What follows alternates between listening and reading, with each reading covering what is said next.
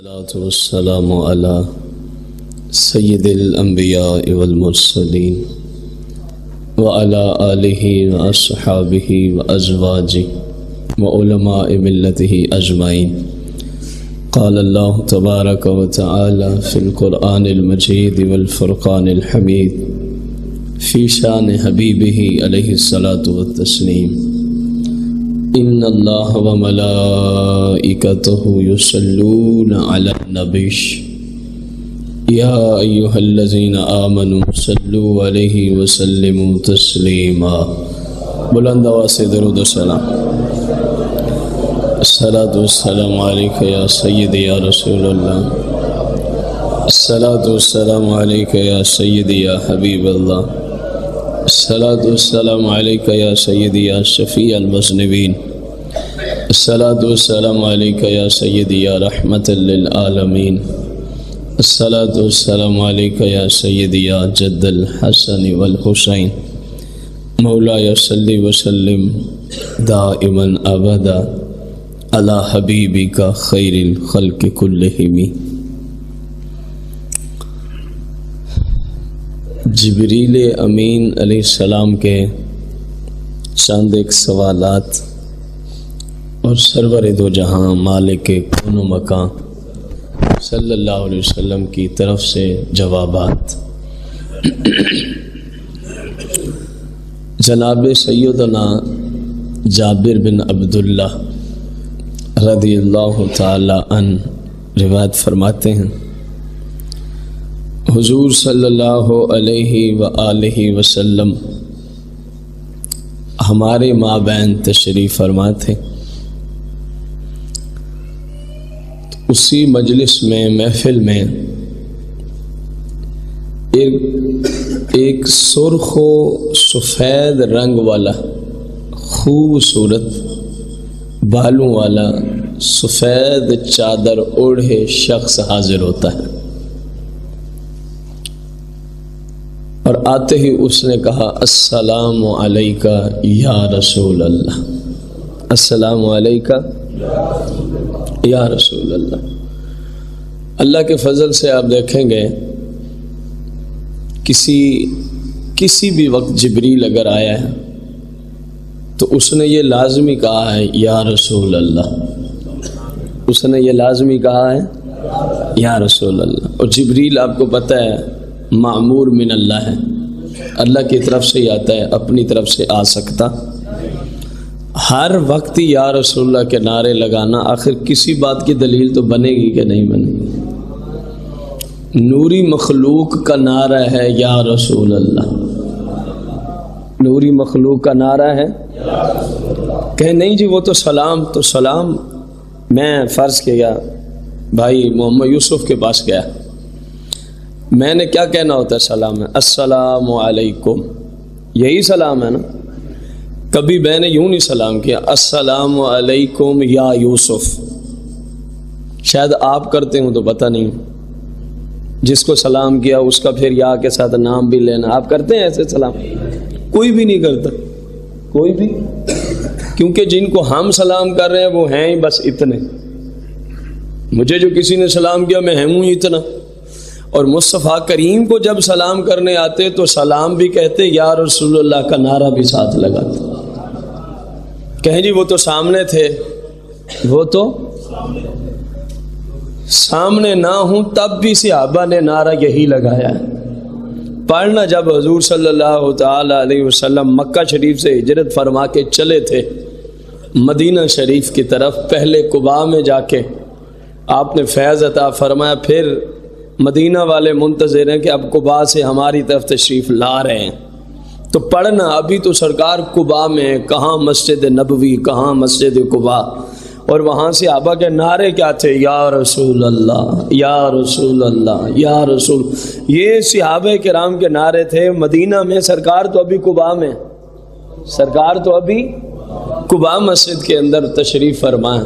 وہ منتظر کھڑے تھے اور اسی دوران یا رسول اللہ کے نعرے شروع کر دیتے. تو گویا فرشتے ہوں, صحابہ ہوں, اہل بیت ہوں, سب کا نعرہ ہے اور اللہ کے فضل سے اللہ نے جن کو عقائد میں ان کا ان کا وارث بنایا، ان کا نعرہ ہے. یہ بہت بڑی بات.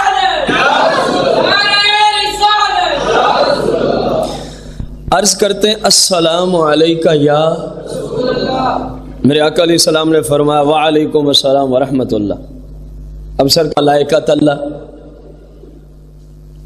یا جبریل، آپ نے تو ایسا کوئی جملہ نہیں بولا نا، وعلیکم السلام ورحمۃ اللہ، جیسا کہ ایک عام بندے کو سلام کا طریقہ ہے، کیونکہ جبریل میرے مصطفیٰ کی بارگاہ میں عام ہی ہے. ظاہر نوکر آقا سے نیچے ہی ہوتا ہے نا. جبریل میرے محبوب کے بچوں کا نوکر ہے یار. مصطفیٰ کریم کی تو بات ہی بہت اونچی ہے. آپ کے گھرانے کا نوکر ہے جبریل، آپ کے گھرانے کا. سلام دعا کے بعد جبریل نے پہلا سوال عرض کیا کہ یا رسول اللہ دنیا کیا ہے؟ بڑا عجیب سوال ہے. دنیا کیا ہے؟ جواب سنیے گا اور پھر اپنے کردار کی طرف نگاہ بھی ہم نے دوڑانی ہے. میرے آقا کریم صلی اللہ علیہ وسلم ارشاد فرماتے ہیں دنیا صرف ایک خواب کا نام ہے. جبریل کا سوال اور مصطفیٰ کریم کا جواب، کوئی شک ہے؟ بلند آواز سے. میرے آقا فرماتے دنیا فقط ایک. آپ سے سوال ہے، آپ خواب کتنا لمبا چوڑا دیکھ سکتے ہیں؟ خواب ہی ہے نا. اب دنیا خواب ہی ہے. میں نہیں کہہ رہا، جن کی وجہ سے دنیا بنی ہے وہ خود فرما رہے ہیں کہ دنیا کی زندگی ایک خواب. کتنی دیر ہم دیکھ سکتے ہیں؟ 2 منٹ، 3 منٹ، 4، 5، 10، یعنی بہت کم دیر کے اندر خواب ختم ہو کے بندے کی آنکھ کھل جاتی ہے. بس فرمایا یہی کچھ ہے. ابھی آنکھیں کچھ لوگوں کی بند ہیں، جن کو اللہ نے عقل سلیم دی ہے ان کی یہاں بھی کھلی ہوئی ہیں، ان کی یہاں بھی کھلی ہوئی ہیں. آنکھیں بند ہیں. بس جیسے خواب ختم ہوگا نا ان کی آنکھیں کھلیں گی، پھر ان کو سمجھ آئے گی ہائے افسوس کیا کرنا تھا اور کیا کر کے آئے. کیا کرنا تھا اور میرے آقا علیہ السلام فرماتے ہیں دنیا ایک. اسی کے جواب میں فرمایا اور دنیا والے، اور دنیا جو خواب دیکھ رہے ہیں، دنیا والے سزا و جزا کے مستحق ہیں. اب یہ جملہ آپ کو سمجھ آیا؟ دنیا خواب ہے اور جو اس خواب میں آئے ہیں یا تو ثواب دیے جائیں گے یا عذاب کی طرف منتقل کر دیے جائیں گے. کوئی بات سمجھ آئی ہے آپ کو؟ اللہ تبارک و تعالیٰ کی شریعت پہ چلنے والوں کو کیا ملتا ہے؟ ثواب ملتا ہے، اللہ پاک کی رضا ملتی ہے، اللہ کریم ان سے راضی ہوتا ہے، اللہ جل جلالہ ان سے راضی ہوتا ہے.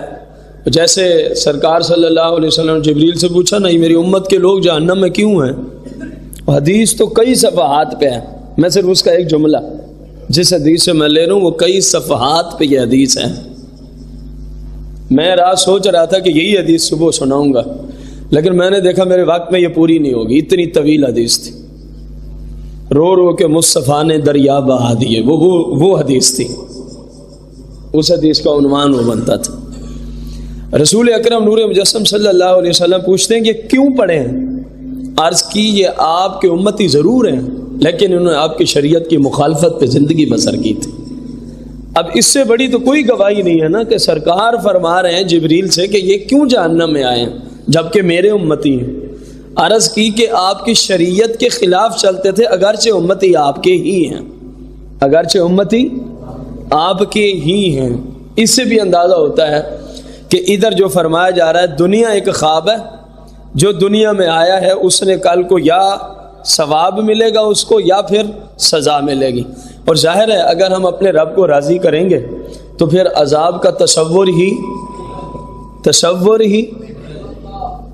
اور اگر ہم نے اپنی مرضی سے زندگی بسر کی تو پھر رب جو چاہے گا وہ کرے گا، جو اس کی شریعت کے قانون ہیں، جو طریقے اس نے دے رکھے ہیں. جبریل نے دوسرا سوال کیا آخرت کیا ہے؟ اندازہ لگائیں آپ. پہلا سوال تھا دنیا کیا ہے، جواب ملا خواب. رہنے والوں سے کل کو پوچھا جائے گا. اچھے اعمال تو مالک راضی ہوگا اور بہشت میں چلے جائیں گے، برے تو پھر دوزخ. دوسرا سوال کیا کہ آخرت. آپ سے سوال ہے جبریل کو نہیں پتا آخرت کیا ہے، اسے نہیں پتا یہ دنیا کیا ہے، وہ ہمیں سکھانے کے لیے آیا تھا. ایک اور مقام پہ میرے آقا علیہ السلام نے صحابہ کو فرمایا تھا یہ جبریل ہیں، جبریل جو تمہیں دین سکھانے کے لیے آتے ہیں، سوالات تمہارے سامنے پوچھتے ہیں، تمہارے لیے شریعت واضح ہو جاتی ہے، تمہارے لیے شریعت کیا ہو جاتی ہے، واضح ہو جاتی ہے. تو میرے آقا علیہ السلام کی بارگاہ میں دوسرا سوال کیا کہ آخرت. حضور صلی اللہ علیہ وآلہ وسلم ارشاد فرماتے ہیں آخرت ہمیشہ کا گھر ہے. کاش کہ ہمیں یہی دو سوال اور جواب سمجھ آنے تو ہماری زندگی کا مقصد ہی پورا ہو جائے گا. لیکن جس کو سمجھ آئیں گے دنیا خواب ہے اور آخرت فرمایا اس کو کبھی فنا نہیں ہوگی، آخرت کی زندگی کبھی بھی ختم نہیں ہوگی، وہ ہمیشگی کا گھر ہے. اور ایک گروہ فرمایا جنت میں جائے گا، ایک گروہ جہنم میں چلا جائے گا. رب والے جنت کی طرف اور شیطان کی اتباع کرنے والے جہنم کی طرف. پوچھا دنیا کیا ہے تو جواب کیا ملا؟ بولے یار آپ کی صلاح کے لیے میں عرض کر رہا ہوں. سرکار علیہ السلام نے کیا فرمایا؟ اور جو خواب دیکھنے آ گئے ہیں، جن کو بھیجا گیا ہے دنیا میں، دنیا خواب ہے، تو وہ یا تو ثواب کے مستحق ٹھہریں گے یا عذاب کے. کس کے؟ دوسرا سوال تھا آخرت. تقابل خود کیجئے گا. فرمایا وہ ہمیشگی کا گھر ہے، وہ ہمیشگی کا، کبھی فنا نہیں ہوگی کبھی. یار موت آنا تو درکنار، وہاں تو کسی کا عالم شباب بھی خربوں سال بیت جائیں گے کبھی ڈھلے گا نہیں. این جوانی کے عالم میں بس یہی حالت، ایسے بس محسوس ہوگا شاید آج نہیں تو کل شاید کوئی داڑھی کا ایک بال نکل ہے، لیکن مدتیں بیت جائیں گی بس یہی محسوس ہوتا رہے گا، نکلے گا نہیں، نکلے گا. اندازہ لگائیں آپ. فرمایا ہمیشگی کا گھر ہے اور ساتھ ہی چوٹ لگائی. فرمایا ایک گروہ جنت میں جائے گا اور ایک. یہ ہمارے لیے کتنی بڑی نصیحت ہے اگر ہم سوچیں کہ یار جو صرف خواب ہے اس کے لیے ہماری کتنی کوششیں ہیں. اب میں کہوں نا دنیا خواب ہے تو مجھے جھٹلانا ممکن ہے کیونکہ میں ایک عام سا بندہ ہوں، مجھے جھٹلانا ممکن ہے. لیکن جس زبان پہ رب بولتا ہو نا اس کو جھٹلانا ممکن نہیں ہوتا. یہ ذہن میں رکھیں. میرے محبوب فرما رہے ہیں کہ تمہاری دنیا اس کے چکروں میں نہ آ جانا، اس کی رنگینیوں میں نہ پھنس جانا، کیونکہ یہ تو فقط ایک خواب ہے. تو جس کی حیثیت ایک خواب جتنی ہے اس کے لیے تو ہم دن رات پتہ نہیں کہاں کہاں تک کوششیں کریں، حتیٰ کہ ہماری کوششوں کی وجہ سے رب ناراض ہو رہا ہے، ہمیں کوئی پرواہ نہیں. مال اکٹھا کرنے کی غرض سے اللہ کا رسول ناراض ہو رہا ہے، ہمیں کوئی پرواہ نہیں. ہمیں پتہ ہے کہ یہ میرے حق میں حرام ہے، ہمیں کوئی پرواہ نہیں. میرے بھائیوں، دوستوں، بزرگوں، ذرا سوچو تو صحیح. ایک خواب کے لیے رب کو ناراض کرنے والے کام ہم کر جائیں تو ہمیں پرواہ نہ ہو، مصطفیٰ کریم کو ناراض کرنے والے کام کر جائیں تو ہمیں پرواہ نہ ہو، اپنی عاقبت برباد کر لیں تو ہمیں پرواہ نہ ہو. اور پھر فرمایا کہ آخرت ہمیشگی کا گھر ہے. ذرا سوچیں نا ہم مل جل کے ہم آخرت کے لیے کتنی کوشش کرتے ہیں 24 گھنٹوں میں. ہاں کیونکہ ہم نے مل جل کے دین سیکھنا ہے، یہاں مقصد ہی اور کوئی نہیں ہے. پڑھنے پڑھانے کا مقصد ہی ہے دین سیکھا جائے، اس پہ عمل کیا جائے، دین سیکھا جائے اس پہ.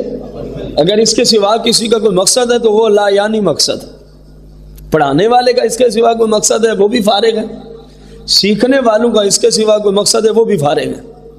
یہاں کامیاب وہی پڑھنے پڑھانے والے ہیں جن کا مقصد ہے اللہ عز و جل کی شریعت کو سیکھ کے اس پہ عمل کر کے اپنے رب کو راضی کریں گے، اپنے رب کو راضی کریں گے. حالانکہ ہمیں تو کچھ بھی نہیں کرنا پڑ رہا راضی کرنے کے لیے. جو کچھ صحابہ نے مشکلات دیکھی تھیں، جو کچھ مصیبتیں صحابہ نے جھیلی تھیں، جو کچھ پریشانیوں کا سامنا انہوں نے کیا تھا، ہم تو سوچ بھی نہیں سکتے. ہم تو سوچ بھی نہیں سکتے. یہ آسان نہیں تھا اللہ کو راضی کرنا، ہمارے لیے آسان کر دیا گیا، لیکن ہم ایسے غافل لوگ ہیں اس آسانی کو بھی ہم نے چھوڑ رکھا. خواب کے لیے کتنی کوششیں ہو رہی ہیں، اور جو ہمیشگی کا گھر ہے اس کے لیے ہم کتنی کوششیں کر رہے ہیں. یہ آپ سب کے سامنے ہے، میری کوشش میرے سامنے ہے، آپ کو مجھے بتانے کی حاجت نہیں ہے، کیونکہ ضروری تو نہیں ہے کہ جو آپ سمجھتے ہو میں وہی ہوں. یہ تو اتنی دیر تک ہی ہوں جب تک آپ کے سامنے ہوں. جب میں علیحد ہوں اب میری حالت کو آپ نہیں جانتے، میں ہی بہتر جانتا ہوں کہ میرے خلوت میری کیسے گزرتی ہے. جلوت میں تو مجھے پتہ نہیں، آپ جیسا بھی دیکھتے ہیں، خلوت کا تو مجھے ہی پتہ ہے. ایسے ہی آپ کی خلوت کا آپ کو پتہ ہے. جب آپ الگ ہوتے ہیں تو آپ کا کیا کردار ہے، آپ کی کیا سیرت ہے، آپ کیا عمل کرتے ہیں. ذرا سوچئے گا. پہلا سوال کہ دنیا، جواب بلند آواز سے. دوسرا سوال کہ آخرت، جواب. اب ہر بندے کو نصیحت ہے کہ وہ سوچے میں خواب کے لیے کتنا کر رہا ہوں، اور جو ہمیشگی کا گھر ہے میں اس کے لیے. اور پھر جو خواب ہے نا، خواب اس میں جتنی ہم کوششیں کر رہے ہیں وہ صرف ہماری ذات سے بھی تعلق نہیں رکھتی. یہ بھی سوچنا ہے ہم نے. یہاں ہم دوسروں کے لیے کوششیں کرتے ہیں. یار جو میں کما کے لاتا ہوں وہ صرف میں ہی کھاتا ہوں یا کوئی اور بھی کھانے والے ہوتے ہیں؟ اسے صرف میں نہیں پہننا ہوتا یا کوئی اور بھی میرے ذمہ ہیں؟ لوگ ہوتے ہیں نا، ہر بندے کے اہل و عیال ہوتے ہیں. تو ذرا سوچیں خواب، اور پھر اس میں ہم اکیلے نہیں، اس کے لیے کتنی کاوشیں ہیں. اور حقیقی جو زندگی ہے جو کبھی ختم نہیں ہوگی، اس میں ہم تن تنہا ہوں گے، کوئی ہمارا پرسان حال نہیں ہوگا. بلکہ ان سے بن پڑی تو یہ ہمارے خلاف گریبان پکڑنے آئیں گے. ہماری اولاد اس سے پوچھ، اس نے ہمیں دنیا کے علوم فنون سکھائے تھے، اس نے ہمیں تیرا قرآن کیوں نہیں سکھایا تھا؟ یہ باقاعدہ حدیثیں. والدین کے گریبان میں اولاد کا ہاتھ ہوگا قیامت کے دن. اللہ ان سے پوچھ انہوں نے ہمارا حق کیوں نہیں پورا کیا، ہمارے حق پہ ڈاکہ مارا تھا. وہ پیٹیں گے، روئیں گے، چلائیں گے، مالک ہم تو مر گئے ساری زندگی ان کے لیے کما کما کے، نہ سردی دیکھی، نہ گرمی دیکھی، نہ اپنا وطن، نہ پرایا وطن.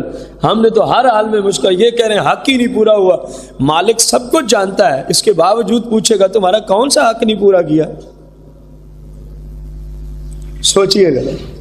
آگے سے وہ عرض کریں گے ہمیں ہر فن میں اس نے ہمیں ماہر بنایا، ہر طریقہ اس نے ہمیں سکھایا، ہر کام اس نے سکھایا، لیکن اس نے نہیں سکھایا تو تیرا دین ہمیں نہیں سکھایا تھا. کیا تیری طرف سے اس کے اوپر ہمارا کوئی حق نہیں تھا؟ اللہ فرمائے گا سب سے بڑا حق ہی یہی تھا. آج ہم اپنے بچوں کو کام کاج کس طرح سے کرتے ہیں؟ دن رات کوشش ہوتی ہے بیٹا یوں نہیں بلکہ یوں، یوں نہیں بلکہ یوں، یوں نہیں بلکہ. ہوتا ہے یا میں غلط کہہ رہا ہوں؟ تو کبھی دین کے معاملے میں بھی ہم نے کہا بیٹا یوں نہیں بلکہ یوں، یوں نہیں بلکہ یوں، اس طرح نہیں بلکہ اس طرح، اس طرح نہیں بلکہ اس طرح. دنیا کی ایک چھوٹی سی بات سکھانے کے لیے ہم کتنے طویل ترین سفر کراتے ہیں اپنی اولاد کو. دین سکھانے کے لیے کسی عالم کی بارگاہ میں پیش کرنا، بھیجنا ہم اپنی شان کے خلاف سمجھتے ہیں. ہم اتنے بڑے امیر لوگ ہیں، اب غریبوں کے بعد دین سیکھنے جائیں تو سن لے. رسول اللہ صلی اللہ علیہ وسلم نے فرمایا دین غربت سے چلا تھا، ہمیشہ غریبوں میں ہی تمہیں نظر آئے گا. اکثریت کی حالت رسول اللہ نے بیان کی ہے. فرمایا غربت کی حالت سے دین چلا تھا اور اکثر تمہیں دین غریبوں میں ہی نظر آئے گا. اور آج کے امیروں کو دیکھو، زمانے کے فرعون اکبر بنے ہوئے ہیں. زمانے کے فرعون وہ عام انسان کو انسان ہی نہیں سمجھتے. تو میرے آقا نے سچ فرمایا نا، غربت سے چلا تھا غریبوں میں ہی تمہیں نظر آتا رہے گا. غربت سے چلا تھا غریبوں میں ہی. دنیا کیا ہے؟ بھول تو نہیں گئے سبق جبریل کے سوالات؟ دنیا کیا ہے؟ آخرت کیا ہے؟ فرمایا ایک گروہ اور دوسرا تیسرا سوال. اس نے عرض کی جنت کیا ہے؟ فرمایا نا کہ ایک گروہ جنت میں اور ایک جہنم میں. اس نے پھر اسی پہ سوال کر دیا، یا رسول اللہ جنت کیا ہے؟ جو جنت میں رہتا اس کو بھی پوچھنے کی ضرورت ہے، صرف ہمیں سکھانے کے لیے، ہمیں بتانے کے لیے، نصیحت کے لیے. میرے آقا کریم صلی اللہ علیہ وآلہ وسلم نے ارشاد فرمایا، جملوں پہ غور کیجئے گا، جس نے، مفہوم ہے حدیث کا، جس نے دنیا میں رہتے ہوئے اپنے رب کی رضا کی خاطر، اپنے رب کی رضا کی خاطر بہت ساری اپنی خواہشات کو ذبح کیا تھا. یہ جملہ تو بہت اونچا ہے اگر کسی کو سمجھ آ جائے تو. جس نے دنیا میں رہتے ہوئے اپنے رب کو راضی کرنے کے لیے اپنے نفس کی بہت ساری خواہشات تھیں، امیدیں تھیں، آرزویں تھیں، تمنائیں تھیں، لیکن اس نے کہا نہ ادھر نہیں جانا میرا رب ناراض ہو جائے گا، نہ ادھر نہیں جانا میرا رب ناراض ہو جائے گا، نہ ادھر نہیں جانا میرا رب ناراض ہو جائے گا. جس نے دنیا میں رہتے ہوئے جنت کیا ہے یہ جبریل کا سوال ہے. اور میرے آقا کریم جو رب کی ذات کے بعد سب سے بڑے مفتی اعظم ہیں، مصطفیٰ سے بڑا مفتی رب کی ذات ہے، نیچے انسان مخلوق میں کوئی نہیں ہے، مخلوق خدا میں سب سے بڑے مفتی اعظم تاجدار مدینہ کی ذات ہے. آپ صرف سوال کے جواب پہ غور کریں. وہ پوچھ رہا ہے کہ جنت کیا ہے. میرے آقا علیہ السلام فرما رہے ہیں جنت دنیا میں جس شخص نے رہ کر اپنی نفسانی خواہشات کو، اپنی آرزوؤں کو، اپنی تمناؤں کو جو شریعت سے ٹکرا رہی تھی انہی کو ذبح کرتا ہے نا مومن. جو شریعت میں جائز ہے ان کے تو کرنے کا حکم ہے، ان کے تو کرنے کا حکم ہے. اب مومن کے دل میں فلاں چیز اٹھی، نہ ادھر نہیں جانا میرا رب ناراض ہو جائے گا. فلاں چیز اٹھتی ہے، نہ ادھر نہیں جانا میرا رب ناراض ہو جائے گا. فلاں خواہش اٹھی، ادھر بھی نہیں جانا میرا رب. یار مومن بھی اسی زمانے کے لوگ ہیں، ان کے اندر بھی ایسا ہی دل ہے، ان کی بھی ایسی آرزویں ہیں، ان کی بھی خواہشات ایسی ہی ہیں جیسی آپ عام لوگوں کی دیکھتے ہیں. لیکن وہ جہاں بھی خواہش اٹھتی ہے کہتے ہیں نہ میرا رب ناراض ہو جائے گا، نہ ادھر میں نے نہیں جانا میرا رب. میرے آقا فرما رہے ہیں کہ جنت کیا ہے. فرمائے دنیا میں رہتے ہوئے جس نے رب کی رضا کی خاطر ان خواہشات، ان آرزو، ان تمناؤں کو ذبح کر ڈالا تھا کہ کہیں میرا رب نہ ناراض ہو جائے، بس انہی دنیاوی خواہشات کو چھوڑنے کا عوضہ ہمیشگی کا عیش و عشرت کا جو گھر ہے اے جبریل اسی کو جنت کہتے ہیں. اللہ اکبر. میں کہتا ہوں ساتوں سمندر بھی چھوٹے ہیں جتنا میرے محبوب کے اس جملے میں وسعت اللہ نے رکھی ہے. ساتوں سمندر بھی چھوٹے ہیں جتنا صرف اسی ایک جملہ میں جنت کیا ہے اس کے جواب میں کہ دنیا میں رہتے ہوئے جس مسلمان نے اپنی ان خواہشات، ان تمناؤں، ان امیدوں، ان اپنی آرزوؤں کو ذبح کر ڈالا کہ ان کی وجہ سے کون ناراض ہوتا ہے؟ رب. یہ نہ کہیں کہ ان کے دل میں آرزو نہیں آتی، ان کے دل میں بھی آتی ہے، ان کے دل میں بھی خواہشات اٹھتی ہیں، ان کے دل میں بھی یہ آرزویں آتی ہیں، لیکن وہ سوچتے ہیں یہ حلال سے تو پوری ہو نہیں سکتی، بس ٹھیک ہے اس کو چھوڑ دیتے ہیں. رب جو ناراض ہوتا ہے، رب جو ناراض ہوتا ہے. غور کیجئے گا مصطفیٰ کریم صلی اللہ علیہ وسلم فرما رہے ہیں رب کی رضا کی خاطر، اب میں اس کو مزید آسان کر دوں، رب کی رضا کی خاطر گناہوں کو چھوڑ کر ان خواہشات کو چھوڑنے پر صبر کرنے کا نام جبریل جنت رکھا گیا ہے جو ہمیشگی کا گھر ہے. جو ہمیشگی کا. جبریل نے عرض کی. ہاں اس میں ایک جملہ اور بھی ہے، جن جن خواہشات کی وجہ سے اس نے جن جن نعمتوں کو دنیا میں چھوڑا تھا اس کے عوضے میں وہاں ایسی نعمتیں ہوں گی کہ یہ اس نے کبھی سوچا بھی نہیں ہوگا یہ نعمتیں بھی مجھے میسر آ سکتی ہیں. اس گھر میں فرمایا وہ نعمتیں بھی ساتھ ہوں گی، وہ نعمتیں بھی. اب اس کو آپ جہاں تک مرضی اس کو طول دیں، زندگی بیت جائے میرے مصطفیٰ کریم کا یہ جملہ ختم نہیں ہوگا. یہ حقیقت ہے. قرآن و حدیث کی روشنی میں جو جملہ ہے نا کہ انہوں نے جو رب کی نافرمانی کی وجہ سے دنیاوی نعمتوں کو، لذات کو چھوڑا تھا نا، ان کے عوضے میں رب ان کو جنت میں پھر لذتیں اور خواہشات کو پورا کرنے کے لیے نعمتیں ان کے عوضے میں عطا فرمائے گا. تو آپ جدھر بھی نکل جائیں گے وہیں یہ جملہ فٹ آئے گا، لیکن آپ کے پاس قرآن و حدیث کا علم ہونا چاہیے، پھر یہ اس طرح سمجھ آئے گی. جبریل نے فوراً پوچھ لیا جہنم کیا ہے؟ اور پیچھے گزرا نا کہ آخرت کیا ہے، فرمایا دائمی گھر ہے، ایک گروہ جنت میں اور ایک. اب جنت کے بارے میں پوچھ لیا تو عرض کی جہنم. میرے مصطفیٰ کریم علیہ السلام نے ارشاد فرمایا ہائے ہائے اللہ اکبر.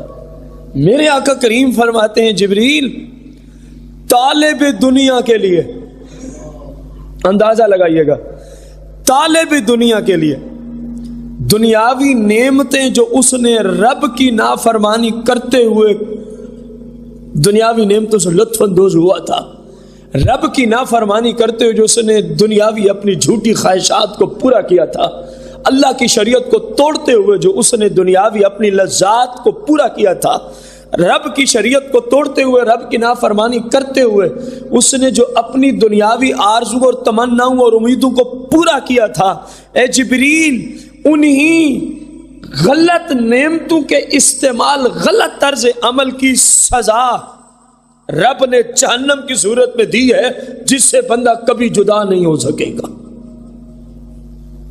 سمجھ آیا جنت اور جہنم کا فلسفہ؟ جانے کا طریقہ کیا ہے؟ یہاں یہ جنت کے محل کی تعریف نہیں کی جا رہی کہ وہ سونے کا بنا ہوا ہے، اس کی چاندی کی اینٹیں ہیں، اس کا مشک کا گارا ہے، اس کی اینٹیں سونے سے بنی ہیں، اس کے دروازے سونے کے ہیں، ایک دروازے کے دوسرے دروازے کے نکر تک پہنچنے کے لیے 40 سال کا تیز ترین رفتار کے لیے سواری ہو تو سفر درکار ہے۔ یہ تعریفیں نہیں بیان ہو رہی، یہاں بتایا جا رہا ہے کہ جنت ملتی کیسے ہے، یہاں بتایا جا رہا ہے کہ جہنم میں جاتا کون ہے۔ فرمایا جو دنیا میں رہ کے اپنی خواہشات کے مطابق چلے، رب رسول کی شریعت کو چھوڑ دے، اس کو سزا کے طور پہ جہنم میں جانا پڑے گا۔ اور اس کو فرشتے بتائیں گے اب بتا زنا کیا چیز ہوتی ہے، اب بتا شراب کیا چیز ہوتی ہے، اب بتا سود کیا چیز ہوتی ہے، اب بتا نمازیں چھوڑنا کیا چیز ہوتی ہے، اب بتا داڑھیوں کو منڈانا، کتروانا، حد شرع سے کم کروانا کیا چیز ہوتی ہے، اب بتا غیر محرموں کی طرف آنکھیں اٹھانا کیا چیز ہوتی ہے، اب بتا والدین کے حقوق پامال کرنا کیا چیز ہوتی ہے، اب بتا کسی دوسرے مسلم کی عزت کو پامال کرنا کیا چیز ہوتی ہے، اب بتا تو لذتیں لیتا تھا نا فلمیں ڈرامے گانے باجے دیکھ سن کے، اب بتا پھر لذت کا متبادل رب نے دیا۔ فرمایا جو انہوں نے رب کی نافرمانیاں کی نے دنیا میں، اسی کی وجہ سے جو سزا دے گا اسی کا نام جہنم ہے، جس سے کبھی جدا نہیں ہو سکے۔ یہ بھی ساتھ جبریل نے فوراً عرض کی آپ کی امت کے بہترین لوگ کون ہیں؟ آپ صلی اللہ علیہ وسلم کی امت کے بہترین لوگ، اللہ اکبر، آپ ولایت کو ڈھونڈتے ہیں پتہ نہیں کہاں کہاں، آپ کے ارد گرد ولی رہتے ہیں، بس اوقات آپ کے گھر میں ولی موجود ہوتے ہیں، لیکن ہم کیونکہ وہ قریب کا جو ہے، کیونکہ وہ قریب کا جو ہے، میرے آقا کا جملہ سنیں، جبریل کا سوال کیا ہے؟ یہ کتنے سوالات ہو گئے؟ 4 ہو چکے ہیں، 5واں 4 ہو چکے ہیں، دنیا آخرت جنت جہنم۔ اب اس نے عرض کر دیا آپ کی امت کا بہترین انسان کون ہے؟ اب ظاہر ہے جو اس امت کا بہترین ہوگا کم از کم وہ ولی تو لازمی ہوگا نا۔ بہترین کا مطلب ہے اللہ کا دوست کون ہے، اور اللہ کے دوست کوئی الا ان اولیاء اللہ، اللہ کے دوست، اللہ کے دوست۔ میرے آقا علیہ السلام نے فرمایا جو اپنے رب کو راضی کرنے کے لیے نیک عمل کرتے رہتے ہیں۔ 2 جملے فرمائے، ایک تو نیک عمل کرتے ہیں، دوسرا فرمایا لوگوں کو نہیں دکھاتے، رب کو راضی کرنے کے لیے۔ ریاکاری ان میں نہیں ہوتی، ریاکاری ان میں، وہ کہتے ہیں کہ بس رب راضی ہو جائے، بس رب راضی ہو جائے۔ اس نے مزید پوچھا کہ یا رسول اللہ دنیا میں بندہ کیسے رہے؟ آپ نے کہا یہ خواب ہے، اب یہی بتائیں کہ اس میں رہنا کیسے ہے، اس میں رہنا کیسے ہے۔ پرانے زمانے میں سفر کے لیے قافلے چلا کرتے تھے، پرانے جنگلوں کا سفر ہوتا تھا، اکیلا بندہ تو سفر تصور ہی نہیں ہوتا تھا۔ ہاں اکیلے سفر ہم نے دیکھے ضرور ہیں، جملے متضاد ہیں۔ ایک بات ذہن میں آ گئی کہ اس زمانے میں اکیلے سفر متصور ہی کہ جان کا خطرہ ہوتا تھا، اکیلے میں چلانا تو مر جاؤں گا، اس لیے لوگ قافلوں کی صورت میں سفر اختیار کیا کرتے تھے۔ لیکن ہم نے کتب کے اندر اکیلے سفر کرنے والے غلام بھی دیکھے ہیں، لیکن کب سننا چاہیں گے آپ؟ کب؟ جب ان کو پتہ چلا نا فلاں علاقے میں کوئی گستاخ رسول رہتا ہے، پھر اس نے دیر نہیں کہ اس نے کہا اب قافلے کی ضرورت نہیں، اب میں اکیلا ہی سفر کروں گا، اب میں اکیلا ہی سفر کروں گا۔ میرے آقا کریم صلی اللہ علیہ وسلم کا ایک غلام ہے، صحابی رسول ہے، میرے آقا کریم صلی اللہ تعالی علیہ وآلہ وسلم کی شان میں یہ مدینے کا رہائشی ہے۔ ایک شخص مکے کے قریب رہتا تھا، وہ گستاخیاں کیا کرتا تھا۔ کیا کیا کرتا تھا؟ گستاخیاں کیا کرتا تھا۔ اس کو پتہ چلا کہ وہ میرے محبوب کی شان میں بک بک کرتا ہے، اس نے قافلے کا انتظار نہیں کیا، عرض کرتا یا رسول اللہ بس صرف اجازت درکار ہے۔ فرمایا اگر یہ کام کر دو تو مبارک کام ہے، اگر اس بھونکے کی زبان بند کر دو تو مبارک کام ہے. میرے آقا کا غلام مدینہ سے اکیلا چلتا ہے. اور ایک بات اور ہے، عرض کی میں تو اس کو جانتا تک نہیں ہوں یا رسول اللہ سے، سننے میں آیا اس نام کا بندہ آپ کی شان میں گستاخی کرتا ہے. میں نے اس کی شکل کبھی نہیں دیکھی، میں اس کو پہچانتا نہیں ہوں، مجھے پتہ کیسے چلے گا کہ یہ وہ گستاخ رسول ہے؟ میرے آقا فرماتے ہیں اس کی نشانی تجھے میں بتا دیتا. بندہ مکے کا رہائشی مصطفیٰ کریم مدینے میں بیٹھے ہیں. فرمایا تو نے اس کو دیکھا نہیں، تیری پہچان نہیں، تو اپنے عشق کو پورا کرنا چاہتا ہے، چلو تجھے نشانی میں بتا دیتا ہوں. غور سے سنیے گا کیسے جنگجو اور بہادر لوگ تھے، کیسے شجاع تھے، غور کیجئے گا. میرے مصطفیٰ کریم فرماتے ہیں جب تو اس کے سامنے پہنچے گا نا، تجھے خوف اور تیرے اوپر ہیبت طاری ہو جائے گی. اگلے کا جملہ سنیے گا، عرض کی خوف اور ہیبت ہوتی کیا ہے؟ زندگی میں کبھی مجھے لاحق ہی نہیں ہوئی. اللہ اکبر، یہ تھے شجاع، یہ تھے بہادر. عرض کی یا رسول اللہ خوف اور ہیبت ہوتی کیا ہے؟ جس بندے کو زندگی میں کبھی خوف نہ آیا ہو کسی انسان کا، کسی کی ہیبت طاری نہ ہوئی ہو، اس کو کیا پتا چلے گا خوف اور ہیبت کیا ہوتی ہے؟ فرمایا یہ بات ٹھیک ہے کہ تجھے کسی انسان کا آج تک خوف لاحق نہیں ہوا، لیکن جو میں نے بتا دیا جب تیرا اس سے سامنا ہوگا تجھے وہی پتا چلے گا خوف کیا ہوتا ہے، ہیبت کیا ہوتی ہے. جانتے بھی نہیں ہیں، شکل نہیں دیکھی، صرف سنا ہے کہ وہ رسول اللہ کا گستاخ ہے. اب قافلوں کی انتظار کی حاجت، اٹھاتا ہے جناب تلوار، اپنا ساز و سامان اور چل پڑتا ہے. وہاں پہنچا اور کہتا ہے وہ صحابی رسول زندگی میں پہلی مرتبہ مجھے خوف اور ہیبت کا پتہ چلا کہ ہوتی کیا بلا ہے. جب میں اس بندے کے سامنے پہنچا نا، اس قبیلے میں، میرے اوپر وہ ہیبت اور خوف جو مصطفیٰ نے بتایا تھا مدینے میں بیٹھ کے، ہونے تو کئی دنوں کا سفر تھا اس زمانے میں، مدینہ سے مکہ کئی دنوں کا سفر تھا. عام حالت میں ایک ہفتہ لگ جایا کرتا تھا، عام حالت میں اگر کوئی تیز ترین رفتار کوئی مجبوری نہ ہوتی تو. اب میرے مصطفیٰ نے پہلے فرمایا کہ اتنے دن بعد تیرے ساتھ یہ صورت ہونے والی ہے. کہتے جیسے میں نے دیکھا نا میرے اوپر خوف اور ہیبت، میں نے وہیں عرض کی صدقت یا رسول اللہ، اے اللہ کے رسول آپ نے غیبی خبر دے کے بالکل سچی فرمایا. تو خیر کہتے میں نے اس کا جناب سر قلم کیا اور مصطفیٰ کریم کی طرف واپس پلٹا، اس کا سر لا کے سرکار کے قدموں میں ڈال دیا. فرمایا یہ ہے آپ کا گستاخ. فرمایا کتنا کامیاب چہرہ ہے. یہ سرکار فرما رہے ہیں اس اپنے غلام کو، کتنا کامیاب چہرہ ہے. قربان جاؤں صحابہ تمہارے عشق و محبت و رسول پہ.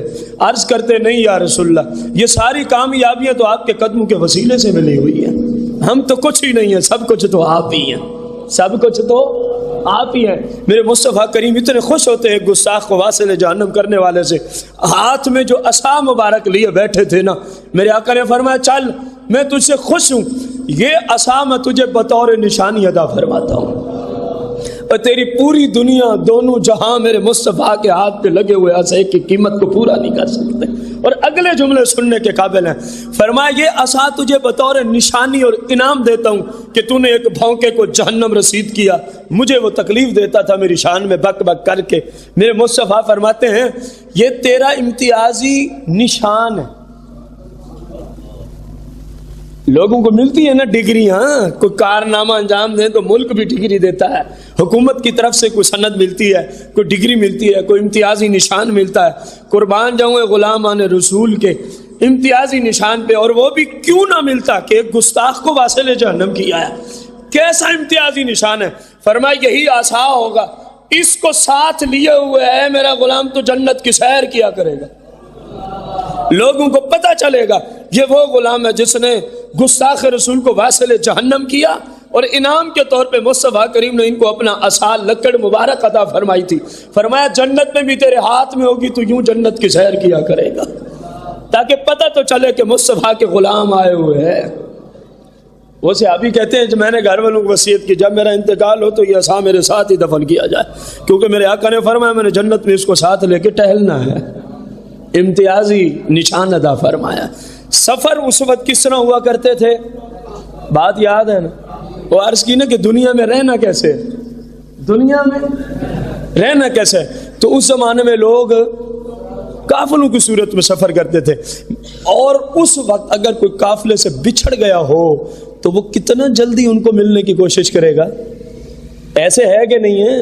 اب ذرا غور کیجئے گا، میرے آقا علیہ السلام نے فرمایا جو قافلے سے بچھڑ جائے، جو قافلے سے بچھڑ جائے، جتنا جلدی وہ ان کو تلاش کرنے کے لیے کوشش کرے گا نا تلاش کی، فرمایا دنیا میں بس اس بندے کی طرح رہنا ہے، کوشش ساری آخرت کی طرف لگی رہے۔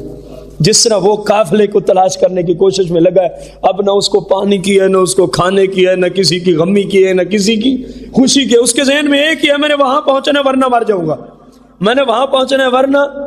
فرما اس بندے کی طرح دنیا میں رہنا ہے، ہر خوشی، ہر غمی، ہر مسئلہ جہاں تجھے نافرمانی کرنی پڑے، تو نے نہیں سوچنا کہ فلاں ناراض ہوتا ہے، رب رسول کی نافرمانی نہیں کرنی، بس تو نے آخرت کی کوشش میں لگے ہی رہنا ہے، تو نے آخرت کی کوشش میں۔ فرما اس بندے کی طرح۔ پھر عرض کی کہ دنیا میں کتنا عرصہ قیام ہے، دنیا میں کتنا عرصہ؟ میرے آقا علیہ السلام نے فرمایا جتنی دیر اس قافلے سے بچھڑنے والے کو وہاں سے قافلے تک لگی، بس اتنا ہی رہنا ہے، بس اتنا ہی رہنا ہے۔ پھر اس نے عرض کی دنیا اور آخرت میں فاصلہ کتنا کھڑا ہے، دنیا اور آخرت ان قیامت آنے میں کتنی دیر کھڑی ہے؟ حضور صلی اللہ علیہ وسلم نے فرمایا جبریل پلک جھپکنے جتنی دیر، بس آگے ہماری اپنی قسمت ہے۔ میرے آقا کریم نے سمجھانے میں کوئی کمی تو نہیں چھوڑی، آگے ہم عمل نہ کریں تو ہماری اپنی قسمت ہے۔ خدا را ان احادیث پہ خود بھی عمل کریں، اپنے اہل و عیال تک پہنچائیں، اپنے دوست احباب تک پہنچائیں۔ خود آپ کے پاس ریکارڈنگ موجود ہے تو بہت اچھی بات ہے، وگرنہ آپ کو مفت میں اس کی ریکارڈنگ، جتنے یہاں بیانات لیکچرز ہوتے ہیں مفت میں یہاں سے ہم سے بھی ریکارڈنگ لے سکتے ہیں، آپ انٹرنیٹ سے بھی آپ اس کو لے سکتے ہیں، یہ انٹرنیٹ پہ ہی جاتے ہیں تمام بیانات۔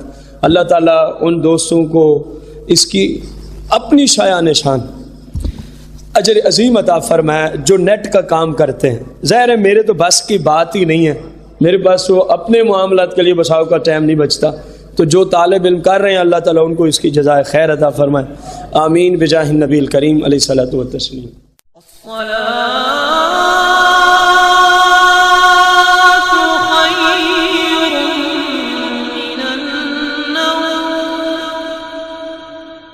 الصلاة